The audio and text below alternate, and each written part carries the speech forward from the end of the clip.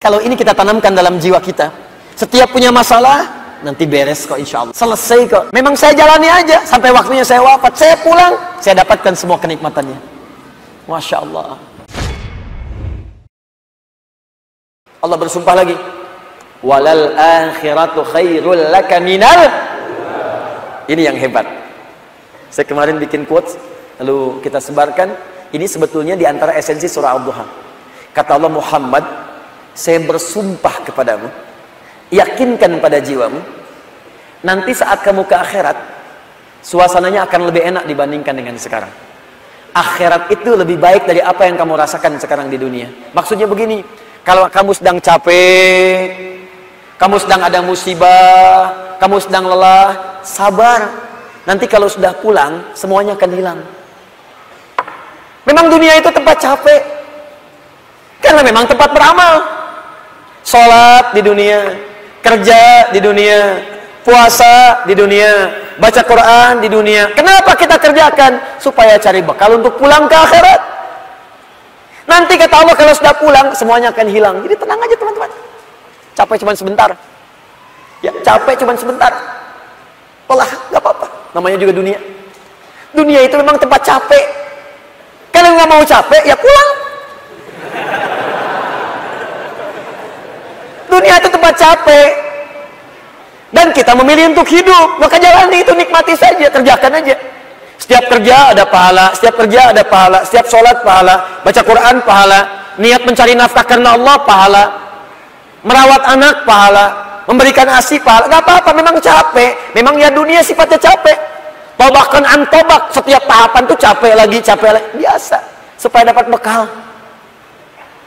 Bukankah orang kerja dapat gaji? Dan enak kan kalau gajian? Dan kalau sudah dapat gaji, lupa kan 29 hari ke belakang? Anda itu bekerja, kerja, berangkat gelap, pulang gelap. Tapi kalau sudah dapat gaji, semua itu kan hilang lupanya. Pergi ke Lembang, ya, jalan sama keluarga. Ada yang ke Palembang, beli pempek. Ada yang ke Lembang, beli mak Lembang. Ada. Semuanya kayaknya hilang aja. Besoknya kerja lagi. Kata Allah, saya janjikan yang lebih dahsyat. Kamu sabar saat di dunia, karena dunia memang tempatnya capek. Kamu cari bekal aja. Nanti saat pulang ke akhirat, saya berikan yang lebih indah dan nggak akan pernah ada capek lagi. Sholat, udah nggak ada lagi.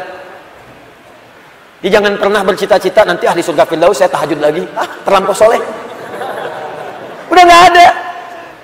Baca Quran, nggak ada lagi. Yang ada itu masuk surga dengan Qurannya. At-Tirmidzi, nomor hadis 2915. Dipakaikan di atasnya mahkota, dipakaikan di badannya jubah kehormatan, dipakaikan di tangannya gelang-gelang emas, pakaiannya sutra. Quran surah ke-35 ayat ke-33.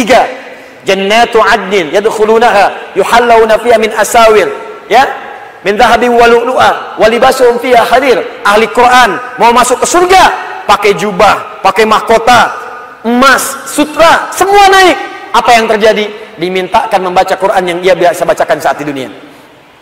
Jadi setiap dia baca, naik. Iqra wartaqi fa inna akhira qira'atika akhiru manzilatika. Baca Quran yang biasa engkau bacakan saat di dunia. Nanti akhir bacaanmu, di situ tempat tinggalmu di surga. Dan berita baiknya, dia bisa menggandeng bapaknya, ibunya, suaminya, istrinya, anak-anak, cucu ikut di belakang semua. Kalau mereka orang yang beriman dan soleh di hadapan Allah Subhanahu wa Ta'ala. Dipimpin oleh ahli Quran, naik ke surga. Dia bacakan sampai minal jinnati wan nas, puncak surga yang paling tinggi. Begitu nyampe di situ, dikunjungi oleh semua malaikat dari 8 pintu surga. Itu ada di Quran surah 13 ayat ke-24. Wal malaikatu yadkhuluna 'alaihim min kulli bab.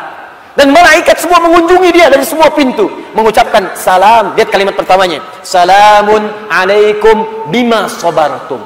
Selamat ya, saat di dunia kamu sabar cari bekal, sabar capek, sabar mengeja huruf dari Iqra, sabar menghafal sampai ada yang mencela, sabar orang lain ngejar dunia, Anda ngejar akhirat, sabar. Orang lain cari ini, luaskan rumah, tambah mobil, tambah kendaraan, meninggal gak dibawa, Anda sabar. Masya Allah, orang akhirat. Saya ngelihat ada ahli Quran tuh, Seringkali saya berhadapan dengan ahli Quran itu dari daerah-daerah, seringkali menangis. Ada yang datang pengen setoran. Anda bisa kebayang nggak, suaminya pekerja mungkin kasar, orang sebutnya kuli. Istrinya ngambilin kayu bakar, kadang ke sawah. Anaknya bahkan ada yang masih kemudian kecil-kecil. Tapi kalau Anda berkunjung ke rumahnya, semua makanan dihidangkan yang mampu dia suguhkan. Lalu keluar kalimat, alhamdulillah, Abi kalau bekerja dapat uang banyak sekali, 500.000, sebulan 500.000, banyak sekali, syukur. Ternyata perempuan itu sudah punya sanad hafalan Quran 7 qiraat. Lelakinya hafal Quran, anaknya hafidz semua. Anaknya penghafal Quran semua. Anda ada di mana? Itu perlombaan, sabar, naik sampai ke atas. Jadi kalau sekarang sedang capek, nikmati, sabar. Besok kalau meninggal, nggak ada capek lagi. Dan panggilannya sudah tenang kita, karena kerja kita selesai. Mirip begini, ada berita besok gajian, tenang kan? Malam tidur enak kan?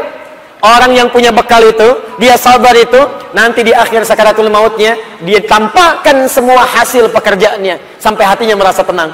Jadi nggak terasa, tidur aja. Ya ayat Tuhan nafsul mutmainnah, ditarik, tenang, tidur aja, selesai.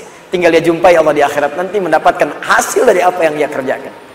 Makanya kata Allah, kalau sedang sholat terasa capek, apa jawabannya? Sabar ya, walal akhiratu khairul laka minal ula. Nanti di akhirat nggak ada tahajud lagi.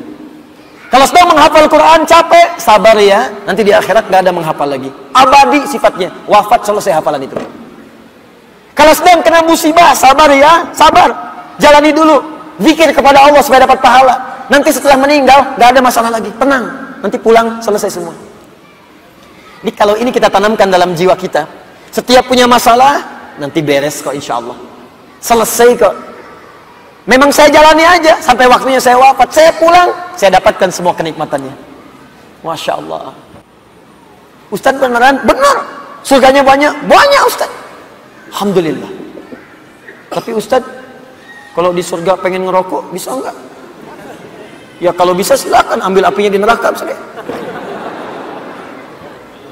Ya, nikmat, sudah selesai. Kemudian apa yang terjadi? Wala saufa yu'tika rabbuka fatarda. Ini yang paling dahsyat.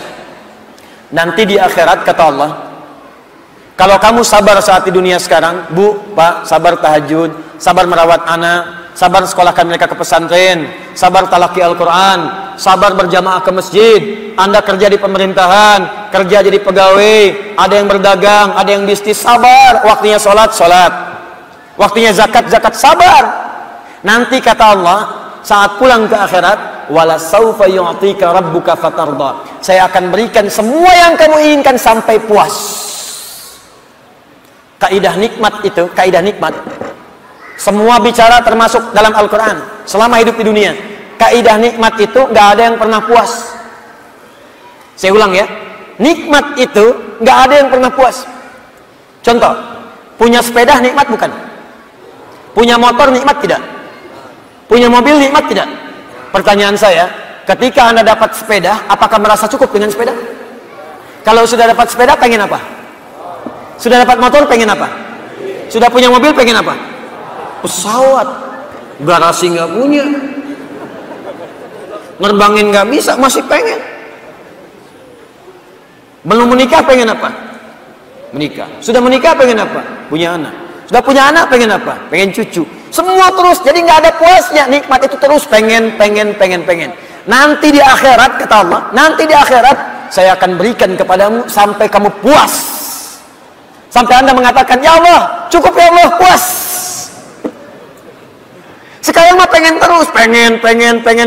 Nanti puas ya Allah, cukup puas. Ini semuanya nikmat sampai selesai semua. Makanya bersabar, dunia sebentar. Sebentar mas, besok meninggal, selesai masalah. Mau besok meninggal? Susah. Sabar. Dan alhamdulillahnya nggak ada yang dikasih tahu kapan meninggal. Kalau diberitahu, bisa jadi kita pun nggak semangat. Sebentar lagi Anda akan meninggal. Jam 8:45 lewat kemudian 45 detik. Waduh, Kajian udah bubar, nggak pulang, di masjid aja. Astagfirullah. Kenapa Pak? 2 menit lagi. Jadi amalan nggak terencana. Ini karena kita nggak tahu kapan wafat, kita bisa merencanakan. Malam ini tahajud insya Allah jam sekian. Saya mau istighfar jam sekian. Besok subuh di masjid A, zuhur di masjid B. Punya rencana. Dan ketika merencanakan, niat muncul. Dan itu niat ketika muncul, pahala dituliskan. Bukankah innamal a'malu binniyat? Innamal a'malu binniyat. Di ketika niatnya itu sampai, pahala dituliskan. Ini panitia ini nggak akan dihisab, nggak akan diberikan pahala berdasarkan mic-nya bunyi atau putus. Tapi udah ada niat nih, yang penting ada niatnya, ada pahalanya. Masalah bunyi putus, perjuangan saya di sini. Jelas ya?